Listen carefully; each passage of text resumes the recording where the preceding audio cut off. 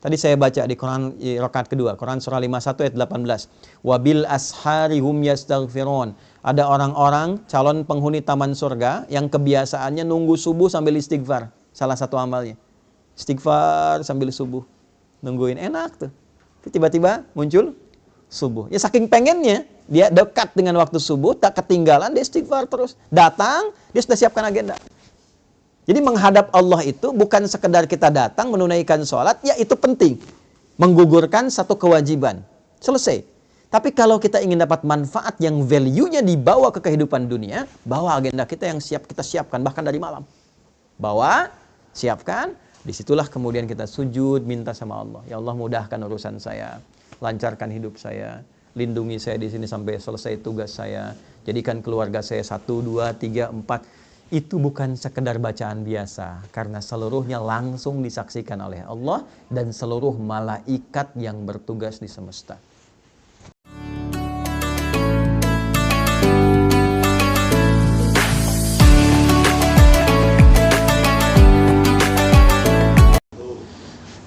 Alhamdulillahilladzi aqsama bis-subhi idza tanaffas. Wassalatu wassalamu ala Rasulillah Nabiyyina wa sayyidina Muhammad ibn Abdullah alladhi ub'ida 'anil waswas wa 'ala alihi wa sahbihi wa dhurriyyatihi wa ummatihi ila yaumil mi'ad alladhi nabda'u fihi tanaffus. Wa ba'd. Jamaah sekalian yang dirahmati Allah Subhanahu wa taala. Alhamdulillah, di kesempatan pagi hari ini waktu Indonesia bagian barat di sana dan waktu Jepang di sini 2 jam berbeda, kita lebih cepat, tapi dalam kecepatan 2 jam itu kita masih diberikan kesempatan oleh Allah untuk beriman. Ini nikmat yang penting untuk kita syukuri, karena di antara sekian orang berkehidupan di hari ini belum tentu keseluruhannya bisa mendapatkan anugerah iman. Di antara sekian orang yang mengatakan dirinya beriman kepada Allah, alhamdulillah kita yang masih diberikan kekuatan untuk membuktikan keberimanan kita kepada Allah dengan menunaikan ibadah salat subuh berjamaah di Masjid Indonesia Tokyo ini. Semoga salat kita diterima oleh Allah Subhanahu wa taala.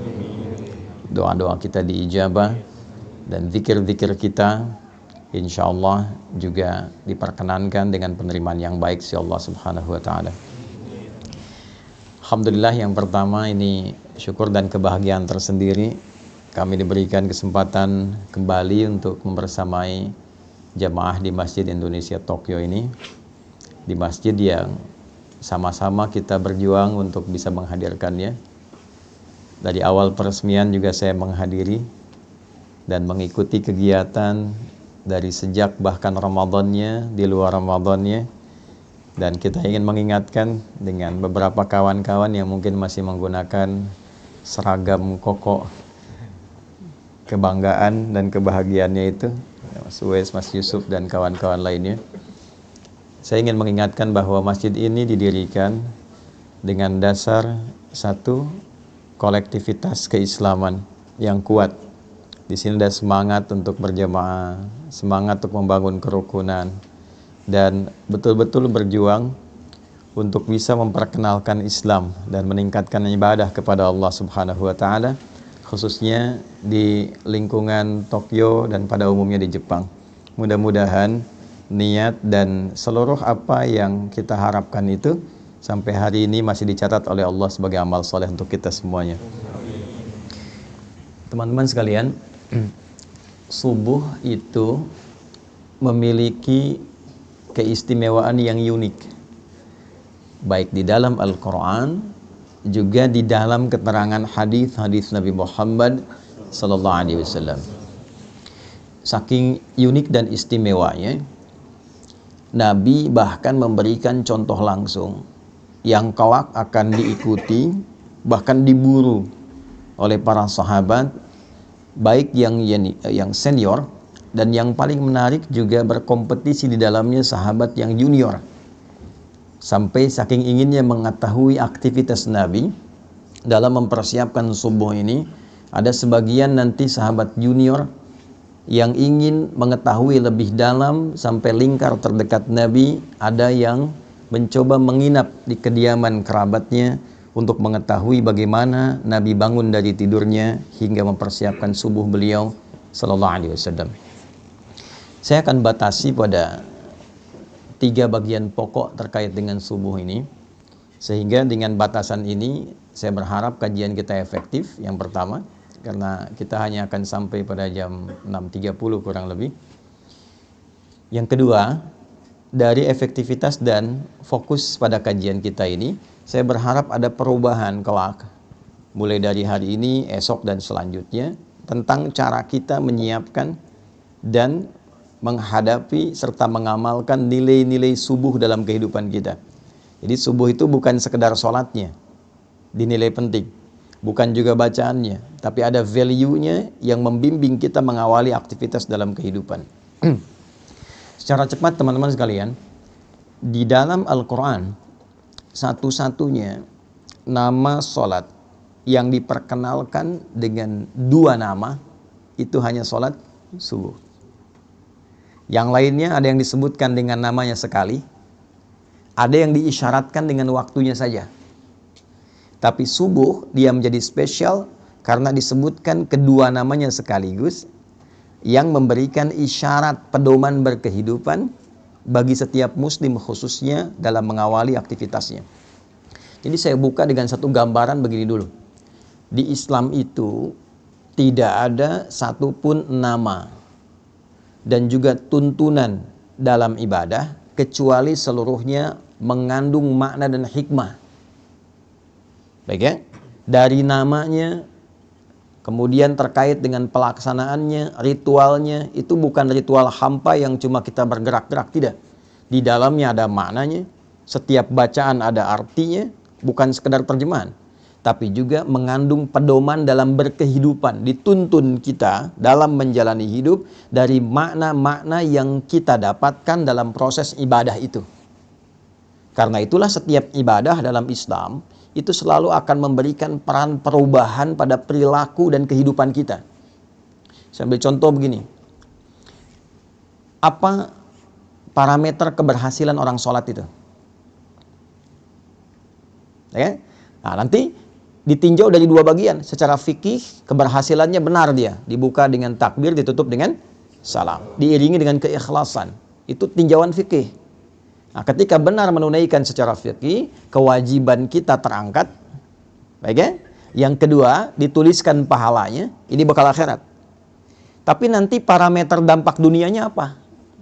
Karena kan doa kita selalu, Rabbana atina fid dunya hasanah, wa fil akhirati hasanah, wa qina adzaban nar. Nah, salat itu di Al-Qur'an disebut dengan hasanah. Baik ya? Aqimis salata. Perhatikan kalimatnya, tarafain nahar wa zulafan minal lail innal hasanati yudhibnas sayyiat. Itu Quran di surah ke-11 ayat 114. Salat disebut dengan hasanah. Nah, apa dampak salat yang disebut hasanah itu bagi dunia dan akhirat kita? Tadi secara fikih kalau benar sholatnya dibuka dengan takbir, ditutup dengan salam, diiringi dengan keikhlasan, kita meyakini sepenuhnya ada pahala dituliskan. Pahala itulah bekal kita pulang untuk ke akhirat. Kalau ini semua dilepas, jaket, baju, handphone yang bagus-bagus ya, masuk alam kubur aja dilepas. Jangankan ke akhirat, masuk alam kubur tidak dibawa. Baik ya? Nah, yang dibawa apanya? Nilainya, keikhlasannya, amal solehnya. Sekarang dampak dunianya apa? Maka dijelaskan kembali di Al-Quran surah ke-29 di ayat ke-45. Utlu ma uhya ilaika minal kitab wa aqimis salah. Inna salata tanha 'anil fahsya wal munkar. Jadi kalau sholat itu benar dikerjakan, satu dampak dunianya dia bisa merubah perilaku, bertransformasi menjadi pribadi yang lebih baik. Karena itu dulu orang-orang yang hidup di era jahiliyah, ya, ketika kemudian diberikan risalah sholat lewat Nabi Muhammad SAW, itu seketika bisa merubah perilakunya menjadi pribadi terbaik yang hidup di zamannya. Anda bayangkan, sholat bisa merubah orang dari pribadi pencela menjadi pecinta, dari pemukul menjadi perangkul, ya kan? Dari penipu menjadi pribadi yang sangat dermawan. Itu sholat. Yang kedua, banyak nanti dampak duniawinya, memberikan banyak ketenangan pada diri kita. Ya, itu ditemukan nanti di Quran surah 13 ayat ke-28, ditafsir di Quran surah ke-20 ayat ke-14. Ala bi dzikrillahi tatma'innul qulub. Yakinkan pada dirimu bahwa zikir yang benar itu berpengaruh pada ketenangan hati, berdampak pada ketenangan jiwa. Nah, sholat ini puncak zikir tertinggi. Nanti berdoa juga zikir, karena doa disebut dengan zikir di Quran. Surah 7 ayat 205. Baca Quran itu zikir, Quran surah 15 ayat 9. Ya kan? Kita ba'da sholat tadi zikir, Quran surah keempat ayat 103. Nah, semua jenis zikir dikumpulkan dalam sholat. Takbir ada di situ, tasbih ada di situ, tahmid ada di situ, Quran ada di situ. Ya, karena fungsi zikir itu melahirkan ketenangan. Karena itu ketika kita menunaikan sholat, dan sholat disebut dengan zikir, wa aqimis sholata li dzikri, tunaikan sholat sebagai zikir kepadaku, maka disitulah ada puncak ketenangan yang bisa kita dapatkan. Jadi kalau Anda sedang gelisah, bekerja, gelisah, ada masalah, mampir masjid. Kalau nggak sempat menemukan masjid, ambil wudhu, menghadap kiblat, sholat 2 rakaat. Disitulah dapatkan ketenangan dalam hati kita. Walaupun solusi belum tiba saat itu, tapi hati kita cenderung tenang. Itu dampak dunianya. Jadi tidak ada ibadah di dalam Islam yang tidak punya makna. Dan tidak ada satupun ibadah dalam Islam yang tidak memberikan pengaruh pada kehidupan implementatif kita ke dalam keseharian. Nah, sekarang kita akan mulai dari yang basic dulu, yang kita lakukan setiap hari sebagai seorang mukmin, yaitu pertama menunaikan ibadah sholat. Waktunya dibuka dengan yang pertama, yaitu sholat subuh. Apa artinya subuh? Itu dulu. Jangan-jangan selama ini sholat subuh tapi kita belum mengetahui artinya subuh. Yang kedua, dia punya nama yang kedua lagi diperkenalkan dalam Al-Quran, tadi yang saya bacakan. Ya, contoh Quran surah ke-17 di ayat ke-78. Ia juga disebut dengan Fajr. Aqimis salata liduluki syamsi ila ghasaqil laili wa Qur'anal fajr. Inna Qur'anal fajri kana mashhuda. Disebut dengan subuh di Quran surah ke-81 At-Takwir di ayat ke-18. Was-subhi idza tanaffas. Baik. Teman-teman, Bapak Ibu sekalian, subuh, saya ulangi, subuh di dalam bahasa Arab itu seakar dengan kata asbah. Asbah itu asalnya sesuatu yang sudah siap, rencana yang sudah matang. Asalnya bila Anda memiliki agenda yang tersusun rapi, yang siap Anda eksekusi, yang siap Anda jalani, itu orang Arab akan bertanya begini, kaifa asbaht? Nah, bagaimana kabarmu di subuh ini? Maksudnya bukan bertanya keadaan kita semata. Beda dengan kaifa haluk, apa kabarmu dia? Nah, tapi dia bertanya bagaimana keadaanmu di pagi ini? Apakah sudah siap dengan rencana-rencana yang siap kau kerjakan? Baik kan? Nah, jika Anda ingin ambil ke akar katanya, dalam waktu mula Anda merencanakan sesuatu dan siap untuk dieksekusi di awal kehidupan Anda jalani, itu waktunya disebut dengan subuh namanya. Nah, jadi subuh disebut dengan subuh seakan memberikan kesan bahwa dari mulai Anda bernafas menjalani aktivitas, Anda sudah merencanakan berbagai macam kegiatan yang akan dieksekusi di waktu itu. Sholat ini disebut dengan subuh seakan memberikan kesan bahwa umat Islam itu dari mulai bangun tidur, dia sudah memiliki rencana-rencana yang terukur yang akan dieksekusi di hari itu. Jadi tidak ada sikap seorang muslim sejatinya, kecuali saat bangun tidur itu dia sudah punya rencana kegiatan yang jelas. Anda jam 7 mau di mana hari ini? Jam 8 mau kerjakan apa? Jam 12 nanti mau di mana? Sholat asar ditunaikan di masjid mana? Jadi pribadi muslim itu, menjadi muslim adalah menjadi pribadi yang teratur. Menjadi muslim, menjadi pribadi yang terencana. Jadi diajarkan kita dalam sholat, dipaksa kita bangun untuk kebaikan kita, tapi juga dituntun untuk merencanakan semua kegiatan kita. Bahkan semakin tinggi iman dan takwanya, dia merencanakan sampai akhiratnya.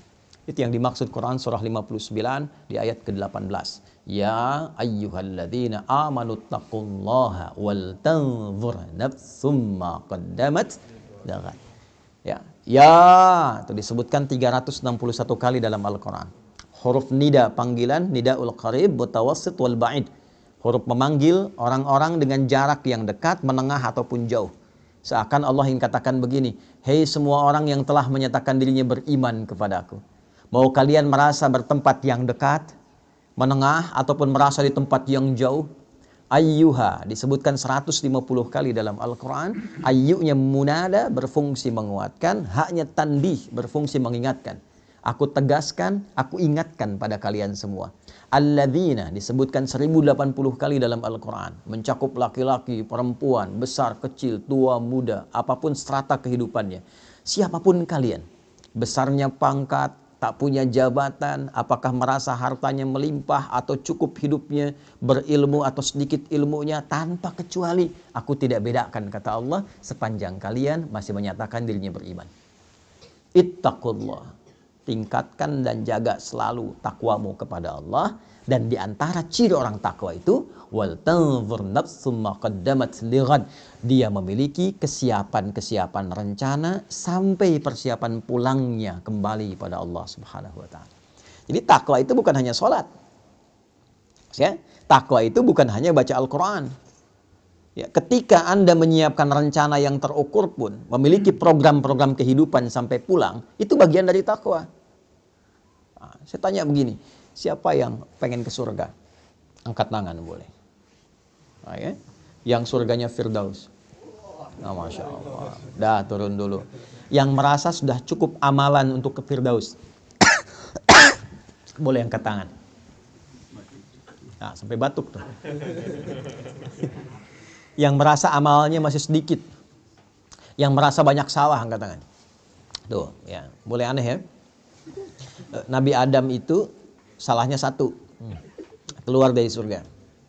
Anda salah banyak pengen masuk. Nah, bagaimana memplanning itu? Menyiapkan rencana yang positif sampai kita mendapatkan rahmat Allah. Jadi rumusnya kan turunkan. Turunkan jenis surganya di Al-Quran, ada 8 jenis. Dari Firdaus sampai ke surga yang standar biasa. Tapi mohon maaf, standarnya pun tetap surga. Itu turunkan karakternya bagaimana, amalannya apa saja, tekuni itu dengan profesi kita di bumi. Sampai kita mendapatkan hasilnya. Itulah subuh.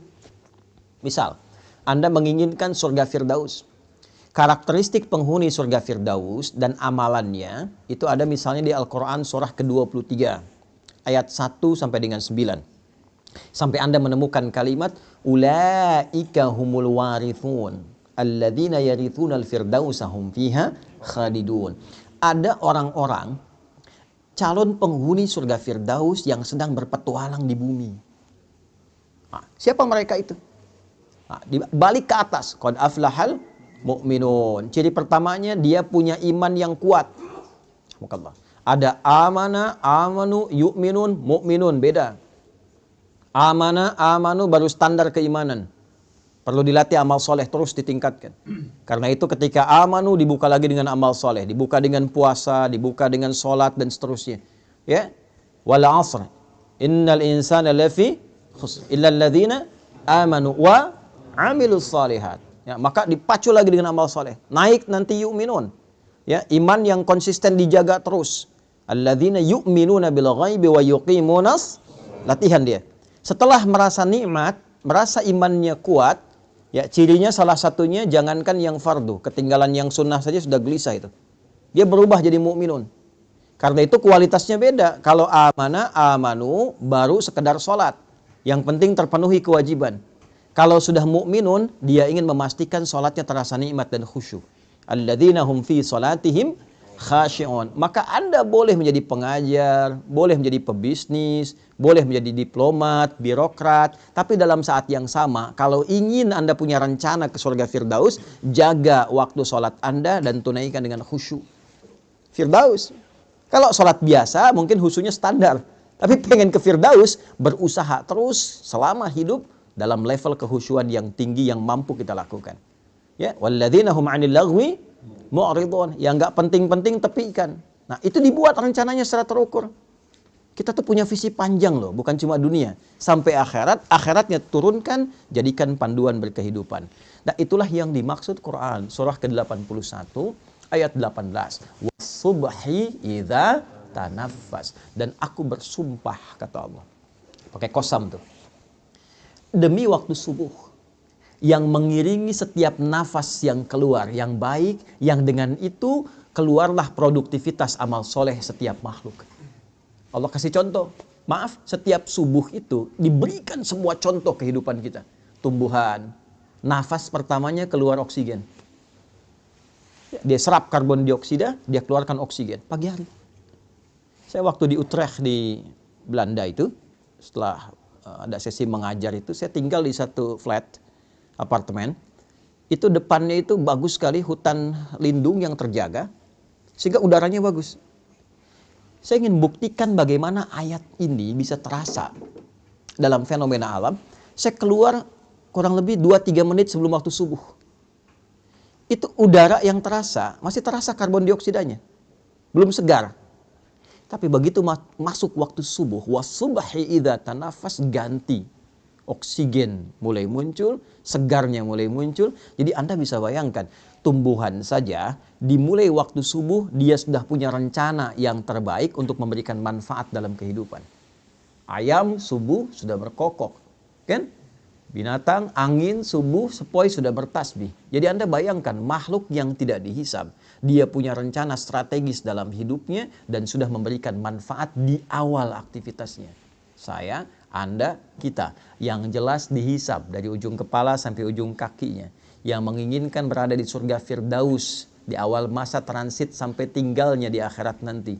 Maka ditanya oleh Allah, tanya balik tuh, apa yang kau siapkan, rencana apa yang kau punya di awal bangunmu, di awal nafas kehidupan yang engkau akan jalani. Jangan-jangan tumbuhan yang tidak dihisab memberikan manfaat, manusia yang dihisab justru belum punya rencana manfaat yang bisa ditebarkan dalam kehidupan. Maka kita diajarkan dari awal, ya, saking pentingnya rencana-rencana yang baik ini, maka Al-Quran meminta kita menyiapkan bahkan sebelum subuhnya. Ya, saya mulai dari hadis Abu Daud, nomor hadis 1367. Nanti diriwayatkan oleh sahabat mulia yang junior, namanya Abdullah, anaknya dari paman Nabi SAW Abbas bin Abdul Muttalib radhiyallahu ta'ala anhu. Perhatikan kalimatnya, beliau meriwayatkan, dan riwayat ini sangat penting dari 2000 riwayat yang pernah beliau sampaikan.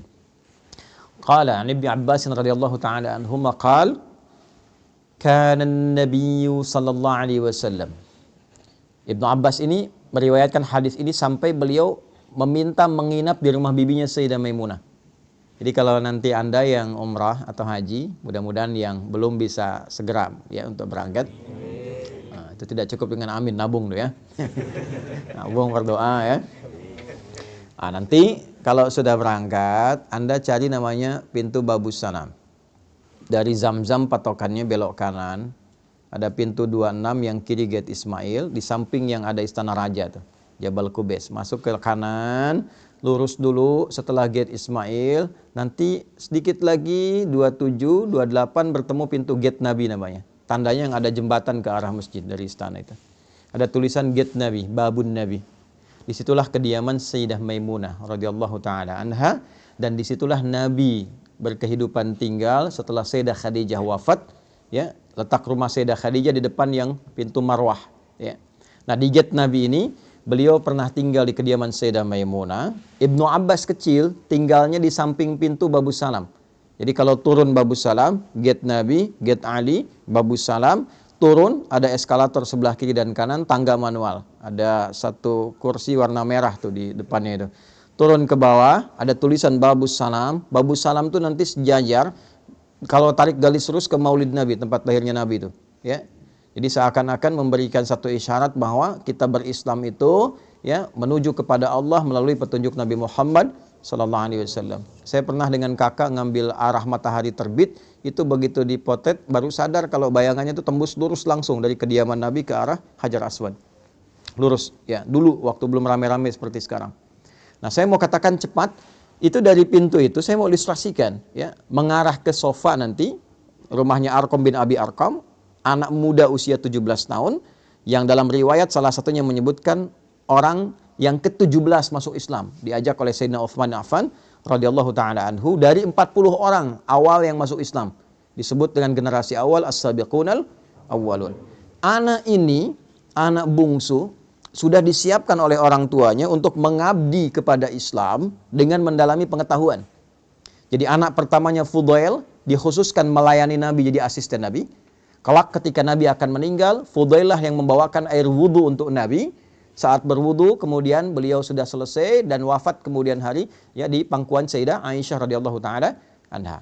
Adiknya yang bungsu ini yang disiapkan oleh ayahnya untuk mendalami Islam, khusus terkait dengan Quran dan kepribadian Nabi. Jadi mohon izin saya sedikit dalamkan ya. Ini pesan bagi kita, kalau sudah berkeluarga disiapkan.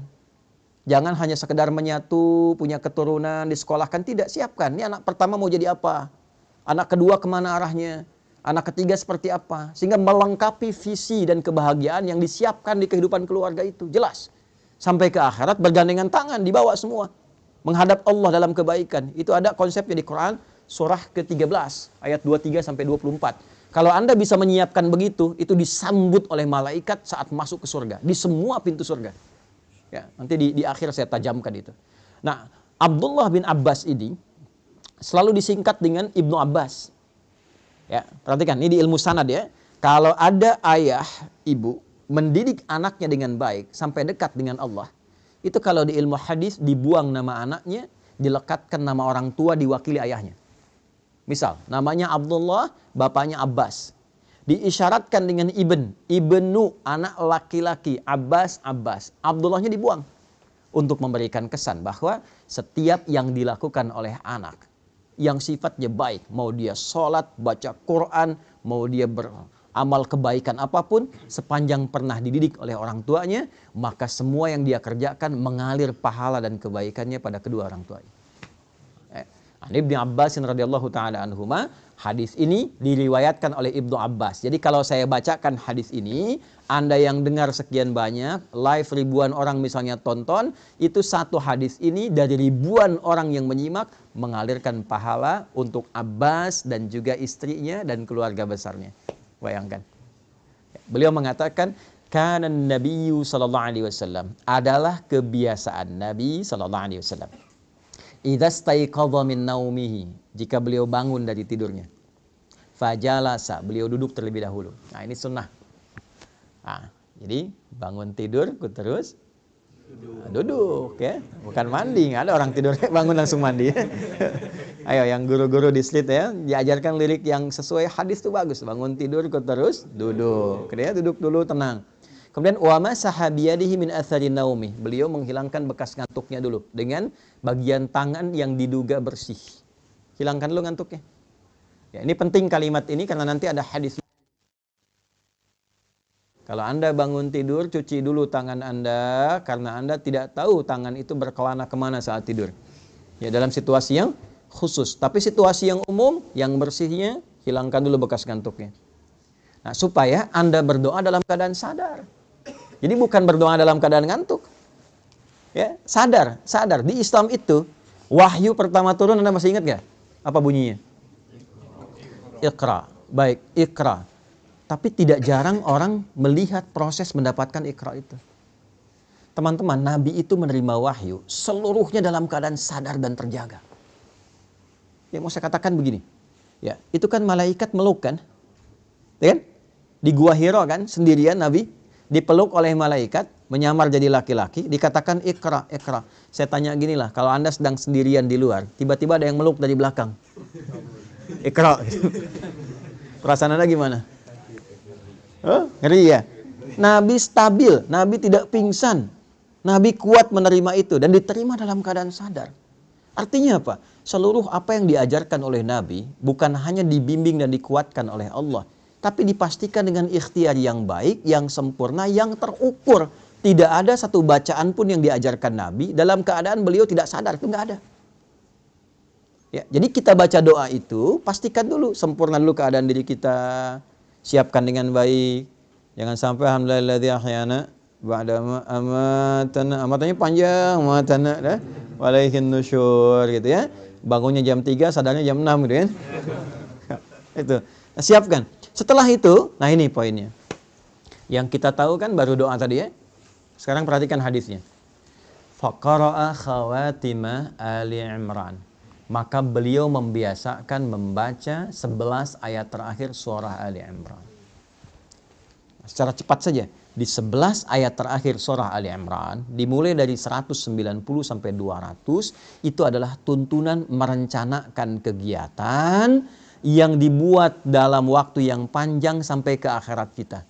Inna fi khalqis samawati wal ardi wa ikhtilafil laili wan nahari la ayatil liulil albab. Sungguh tancapkan pada hatimu yang paling dalam, jangan sampai ragu. Kalau kita ngaji agak dalam sedikit. Inna harfu nasbin wa taukidin tansibul isma wa tarfa'ul khabara mabniyun 'alal fathi la mahalla lahu minal i'rab. Inna itu berfungsi untuk menguatkan pesan agar disampaikan kepada hati kita. Kuatkan, jangan sampai goyah. Dibuka hikmahnya, makanya alamatnya fathah, ya kan? Kalau dia nanti sifatnya mudzakkar salim, pakai ya untuk dikuatkan, diikat dengan baik, ya, ikat pada hatimu. Sungguh tancapkan pada hatimu yang paling dalam, di balik hikmah penciptaan langit dan bumi. Dan seluruh kegiatan berganti siang dan malam, ada orang-orang yang paham substansi kehidupan. La ayatil liulil ulul albab, itu yang mengerti esensi hidup. Paham. Nih, Anda mesti mengerti, Anda kesini untuk apa? Anda ngajar mau cari apa? Anda bekerja untuk apa? Ya, ada orang-orang yang saking pahamnya kalimat, baru disebutkan satu kata, dia mengerti arahnya mau kemana itu. Itu ulul albab namanya. Lub. Ya, tahu kelapa. Kelapa itu kan ada luarnya ya, kulit, ada serabutnya, ada batoknya, ya kan? Ada kemudian di dalam, dari daging luar, ada yang paling dalam yang enak tuh, yang halus lembutnya, itu lub namanya, lub.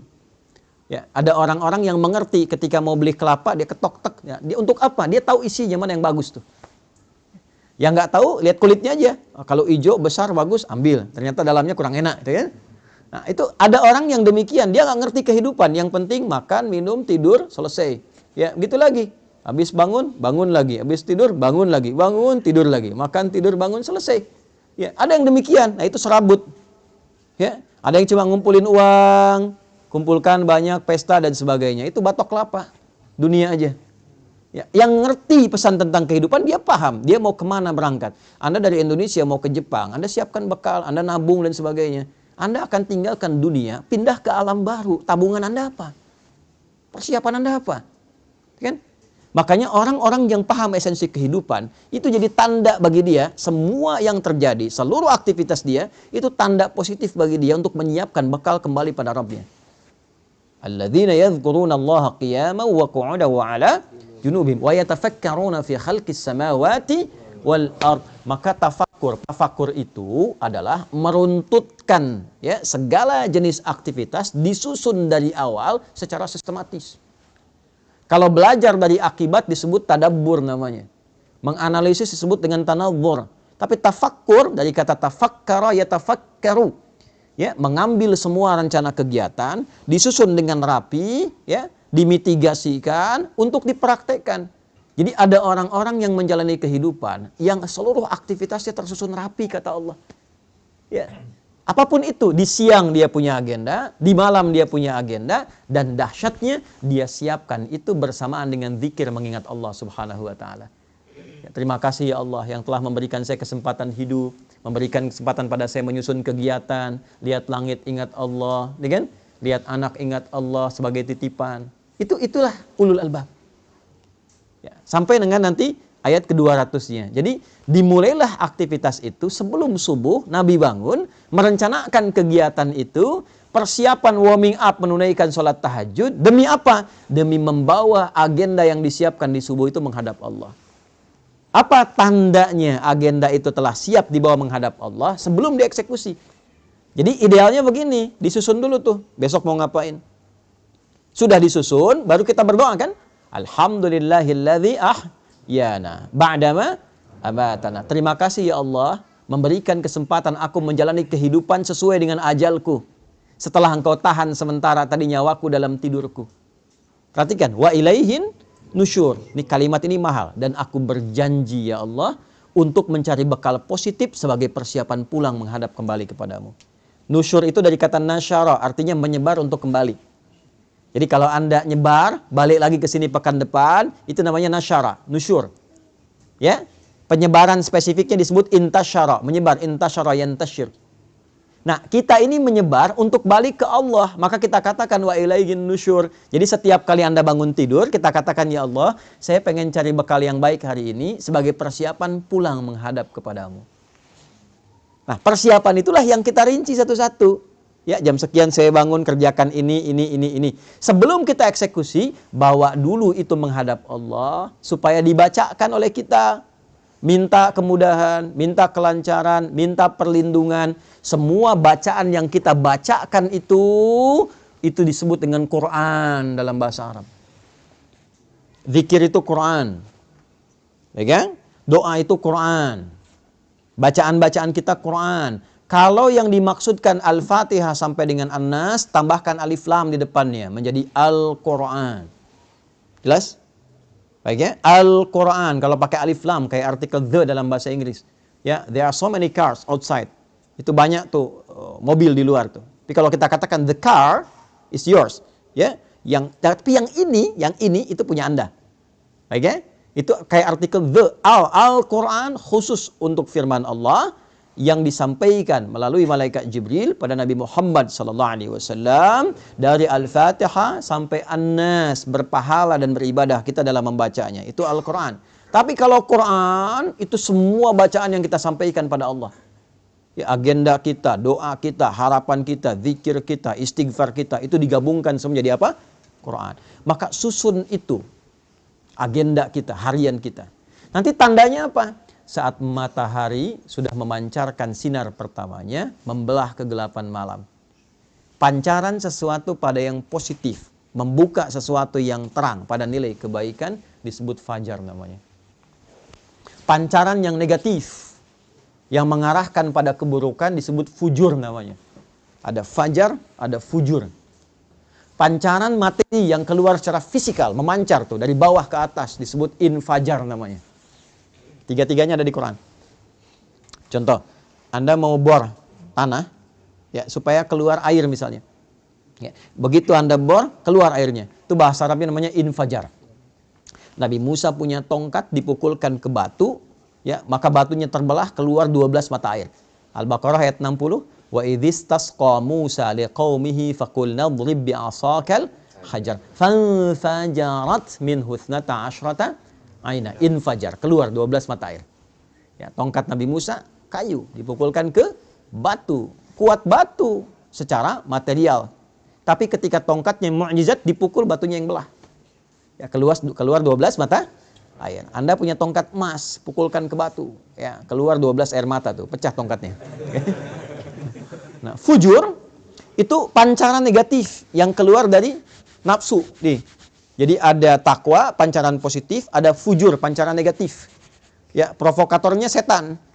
Kalau takwa, supporternya malaikat.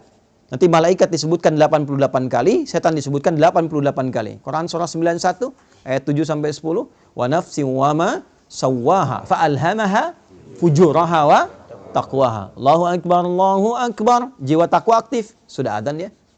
Enggak terdengar adzan, tetap aktif. Subuh siap-siap. Besok jam sekian. Ya kan? Tapi begitu Anda sudah siap, adzan terdengar, selesai adzan, nah jiwa fujur muncul lagi. Tenang baru adzan. Belum qomat, ya kan? Waktunya masih panjang, pernah begitu? Nah, itu fujur namanya. Itu kan pancaran dari tubuh kita memancar tuh. Nanti keluar dari sini itu aktif juga. Begitu keluar lihat tuh kan, sepatunya bagus yang itu ya. Aktif itu. Ya, nah itulah perjuangan kita ngontrol itu. Nanti pancaran keburukan disebut fujur, pancaran kebaikan secara material fisik bendanya ada disebut dengan infajar. Tapi kalau memancar sesuatu, membuka celah kebaikan, membuka sebuah terang, ya, memberikan dorongan-dorongan positif untuk memulai satu aktivitas, disebut fajar namanya. Maka diperkenalkanlah kemudian waktu ini selain subuh, waktu kita membawa agenda, datang kepada Allah, tandanya apa? Fajar. matahari sudah mulai memancarkan sinar pertamanya, membelah kegelapan malam sebagai tanda aktivitas akan dimulai. Maka bacaan-bacaan Quran kita dibawa di waktu itu menghadap kepada Allah untuk minta petunjuk, kemudahan, kelancaran, dan keberkahan. Itulah yang dimaksud Quran surah 17 ayat 78. Aqimis salata liduluki syamsi ila ghasaqil laili wa qur'anal fajr. Bukan wal Quran, tapi wa Qur'anal fajar. Kenapa di situ fajar itu diikuti dengan Quran? Padahal bisa Allah mengatakan begini, aqimis sholata liduluki syamsi ila ghasaqil laili wal fajri. Selesai. Kenapa ada Qurannya? Untuk menunjukkan keistimewaan khusus yang melekat di waktu subuh. Jadi jangan biarkan subuh itu menyendiri dengan penunaian sholat saja. Agenda Anda bawa. Ya, harapan-harapan bawa dalam subuh. Makanya ada orang yang nunggu subuh sambil istighfar. Ya. Waktu singkat menjelang subuh itu namanya sahar. Tadi saya baca di Quran rakaat kedua, Quran surah 51 ayat 18. Wabil ashari hum yastaghfirun. Ada orang-orang calon penghuni taman surga yang kebiasaannya nunggu subuh sambil istighfar. Salah satu amalnya. Istighfar sambil subuh. Nungguin enak tuh. Tiba-tiba muncul subuh. Ya saking pengennya, dia dekat dengan waktu subuh, tak ketinggalan, dia istighfar terus. Datang, dia sudah siapkan agenda. Jadi menghadap Allah itu bukan sekedar kita datang menunaikan sholat, ya itu penting. Menggugurkan satu kewajiban. Selesai. Tapi kalau kita ingin dapat manfaat yang value-nya dibawa ke kehidupan dunia, bawa agenda kita yang kita siapkan, bahkan dari malam. Bawa, siapkan. Disitulah kemudian kita sujud, minta sama Allah. Ya Allah, mudahkan urusan saya. Lancarkan hidup saya. Lindungi saya di sini sampai selesai tugas saya. Jadikan keluarga saya 1, 2, 3, 4. Itu bukan sekedar bacaan biasa. Karena seluruhnya langsung disaksikan oleh Allah. Dan seluruh malaikat yang bertugas di semesta.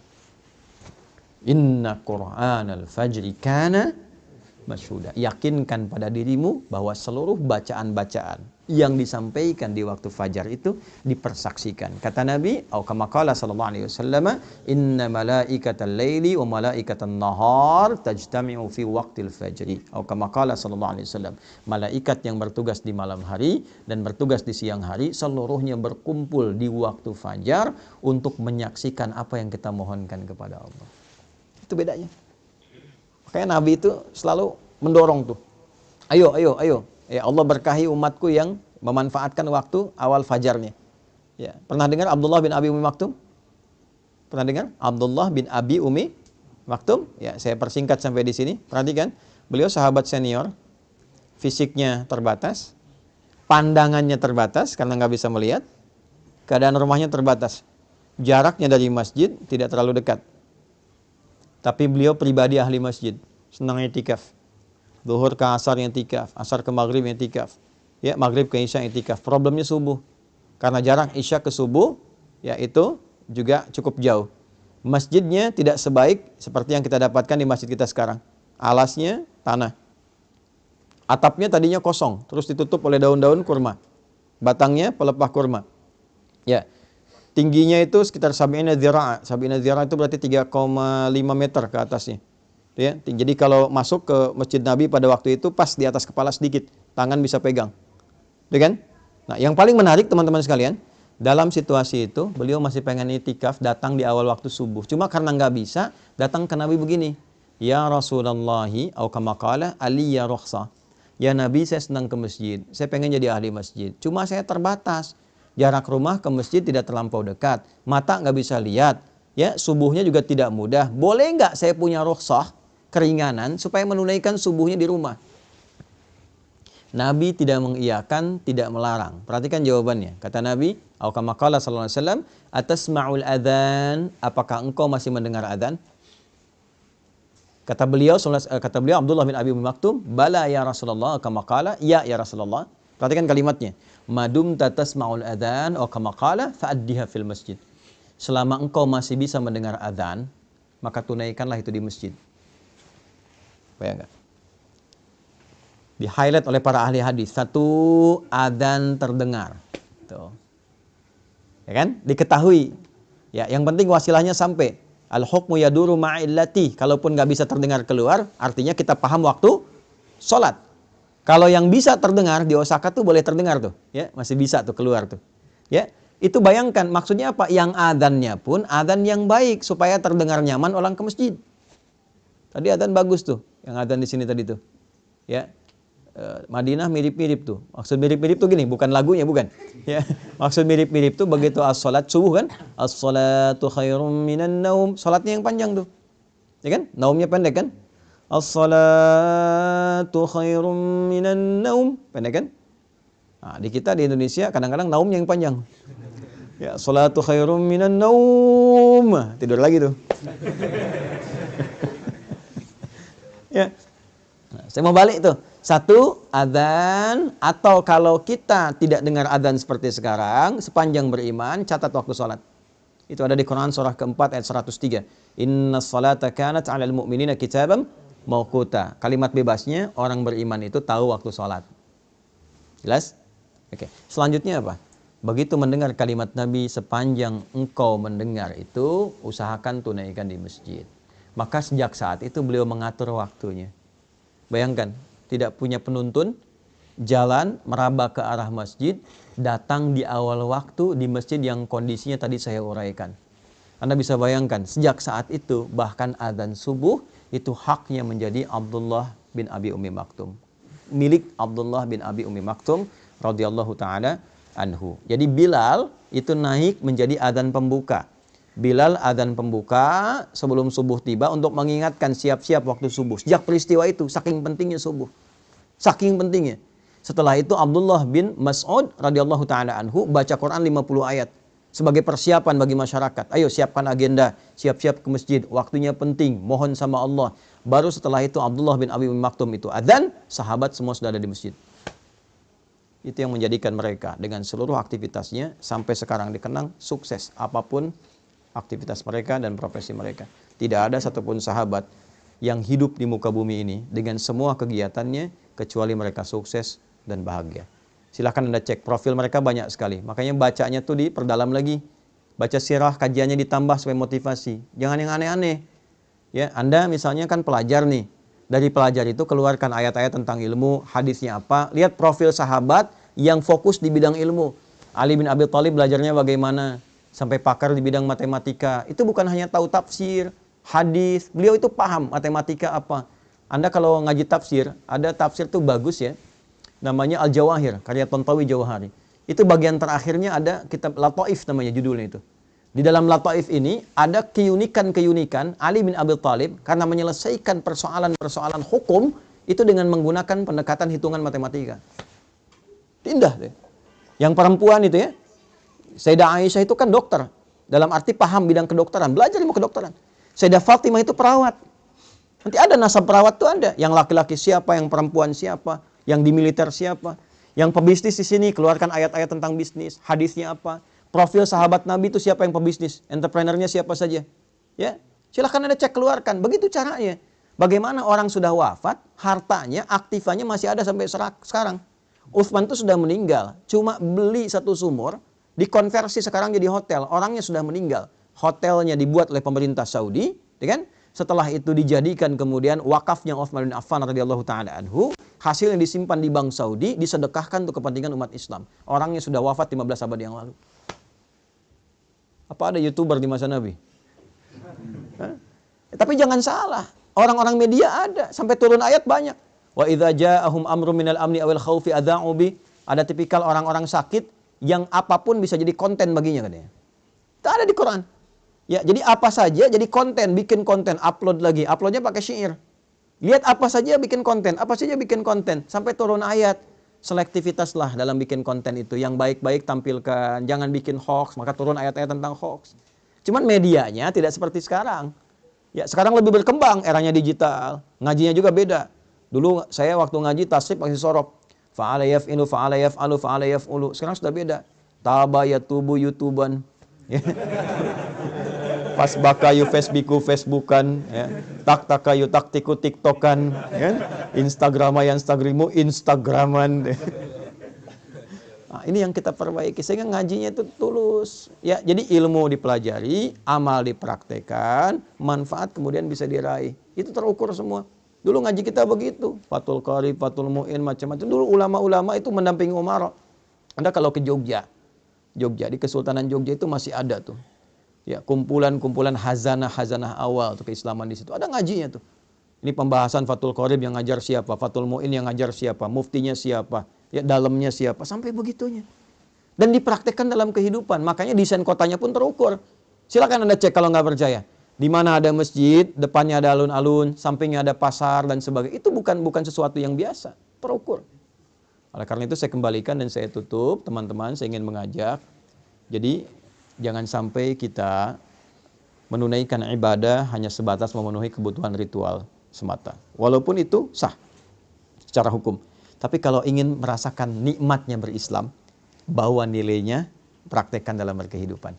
Anda kalau nggak tahu nikmatnya, mohon maaf, ya, belum tahu nikmatnya, la yasraqu min qaum, hai orang-orang beriman, jangan saling mencela. Praktekkan ayat itu, tidak saling mencela. Baru terasa berislam itu bagaimana. Kalau mau tahu nikmatnya berinfak, bawa itu, cari orang, dekatkan dia, bikin program di KMI. Dulu saya pernah inisiasikan tuh. Ya, tidak semua orang di Jepang itu kan, mohon maaf, ya, punya kemapanan.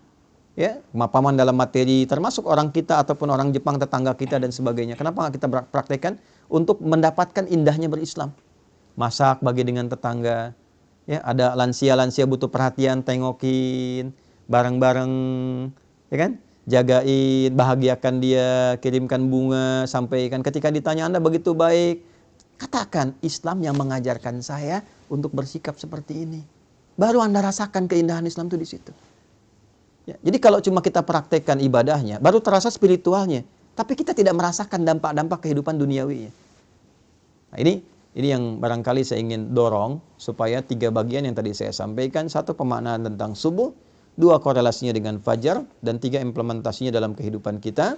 Sehingga insya Allah besok-besok kalau kita menunaikan subuh lagi, kita sudah siap dengan agenda apa yang kita siapkan dalam kehidupan kita. Nanti koreksi di siang hari. Sampai siang itu tercapai enggak? Apa yang belum jadi ibadah? Makanya siang disebut sholatnya sholat zuhur, bukan nahar. Padahal siang dalam bahasa Arab disebut dengan nahar. Zuhur itu artinya jelas, idhar, jelas, terang. Man amana, tidak didengungkan. Sudah sampai siang, sudah jelas belum capaiannya? Evaluasinya bagaimana? Mengajar Anda sudah benar belum? Berapa yang sukses dari murid yang Anda ajarkan? Pahami itu.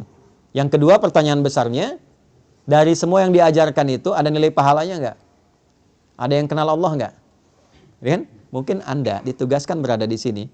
Yang pertama supaya mensujudi tapak-tapak bumi yang mungkin belum pernah dipakai sujud. Peran Anda di sini 1. Yang kedua, sedapat mungkin mengenalkan Allah bagi setiap orang-orang yang hadir di lingkungan ini yang belum tentu kenal Allah. Dan selamat Anda yang terpilih, bukan orang-orang seperti kami. Maka optimalkan itu dalam kehidupan kita. Sampai zuhur, cek. Kemudian saya percepat, asar, bukan sore tapi asar. Asar itu setiap waktu dan momentum yang mengiringi kita, manfaatkan sebaik-baiknya supaya ada hal-hal positif yang bisa kita kerjakan. Setiap waktu yang Allah kasih, upayakan jadi hal positif. Perilaku positif, kegiatan positif. Kalau tidak didesain itu, maka rugi kita karena diberikan waktu tapi tidak termanfaatkan. Wal 'asr, innal insana lafi. Insan disebutkan kurang lebih 65 kali di Quran, menunjuk pada totalitas manusia dalam beraktivitas. Kata Allah, manusia yang beraktivitas tapi tak mampu memanfaatkan waktu yang saya kasih, maka itu orang-orang yang rugi karena tak mampu mengkonversi waktu itu menjadi nilai positif. Illal ladzina amanu, kecuali orang beriman. Orang beriman punya visi yang beda. Nah, disinilah dipertaruhkan iman kita.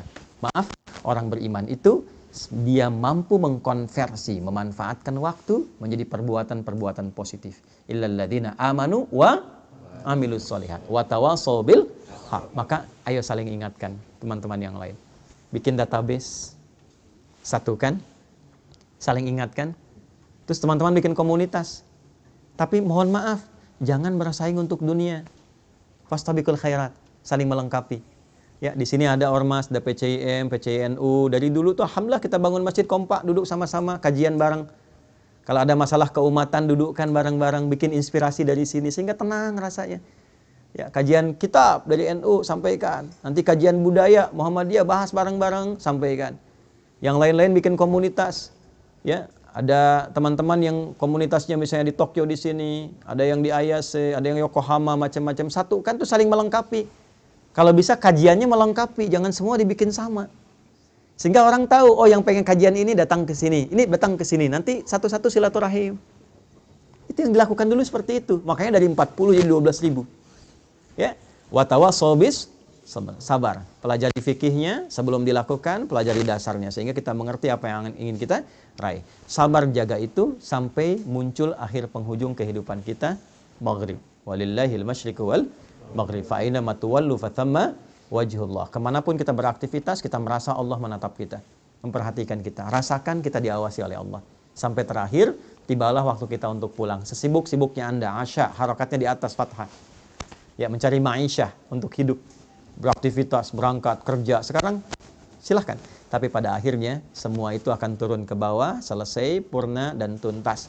Berubahlah harokat dari fathah ke kasrah. Dari asya menjadi isya. Apa persiapan kita ketika semua kegiatan itu sudah tak mampu dikerjakan lagi? Kita berpulang kepada Allah, menutup mata kita, dan di situ kemudian berlaku doa terakhir kita, wa ilaihin nusyur, dan kepada Allah lah kita akan kembali. Maka kita katakan bismika Allahumma ahya wa bismika amut. Ya Allah, aku hidup berkehidupan, aku pun akan tidur, mungkin ini tidur terakhir yang akan aku kerjakan, dan mataku akan tertutup untuk selamanya. Mohon terima seluruh aktivitas yang aku kerjakan selama tadi. Maka kita istighfar sebelum tidur. Istighfar Nabi sampai 70 kali. Setelah tenang, nyaman, kita tidur. Dalam pun wafat, mudah-mudahan wafat dalam keadaan husnul khatimah. Inilah kurang lebih gambaran subuh sampai tidur kembali.